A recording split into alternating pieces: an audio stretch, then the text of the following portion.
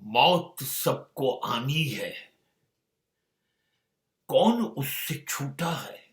तू इससे छूटेगा ये ख्याल झूठा है। મોત બધાને આવવાની છે, કોણે નથી બચ્યું છે, બચી શકાય પણ નહીં. અને બચી શકાય છે એવો જો ખ્યાલ હોય તો એ તારો ખોટો છે. मौत ने जमाने को बस सिर्फ हिला डाला, कैसे कैसे रुस्तम को यहां खाक में मिला डाला. મૃત્યુએ બધા ભ્રમ તોડી કાઢ્યા. આખો સમાજ, આખી દુનિયા ધ્રુજી ગઈ છે મૃત્યુથી. કેટલા લોકોને પોતાની જમીનની અંદર દાટીને બેસી ગઈ છે. આ જમીન એ કોઈ પણ હોય, એ સિકંદર હોય કે પોરસ હોય, કેવા મહાન યોદ્ધાઓ ને જમીનમાં ઉતારી દીધા. એ ધનવાન છો કે ગરીબ છો, ધર્માત્મા છો કે સામાન્ય માણસ છો કે પાપી છો, દરેક જણને એનું અંતિમ સરનામું કબર છે. એનું છેલ્લું રહેઠાણ એ કબ્રસ્તાન છે. ત્યાં જ તમારે હવે આરામ કરવાનો છે.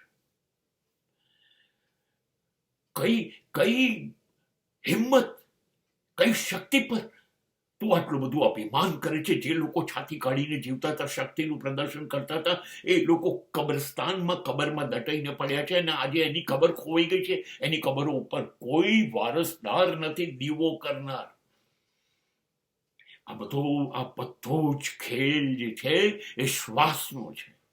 શ્વાસ ચાલે છે ત્યાં સુધી બધા છે. જે દિવસે શ્વાસ તૂટી ગયા એ દિવસે સંબંધો તૂટી ગયા, સંબંધો છૂટી ગયા. કોઈ કોઈનું નથી. અને તું પણ ક્યાં તારું છું. આ જ સગાઓ તે આખી જિંદગી બધું ભેગું કર્યું ને, જે સંપત્તિ, જે સમૃદ્ધિ, બધું તે ભેગું કર્યું ને, એ બધું અહીંયા રહી જશે ને. તારા સગાઓ માત્ર તને 1 6 ફૂટનું કફન આપશે, 2 મીટરનું, અને જમીનમાં ખાડો ખોદીને ઉતારશે ને આ જ સગાઓ તારી ઉપર માટી નાખશે પવિત્રતાના નામે.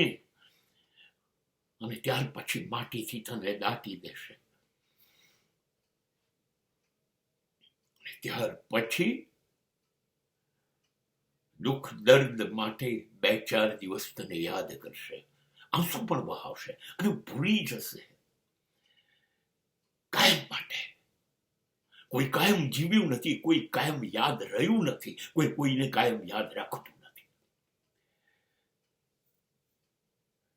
આ બધા છે ને એ જીવનની પેલી લગ્નની બારાત, લગ્નની જાન હોય ને, એના જાનૈયાઓ છે.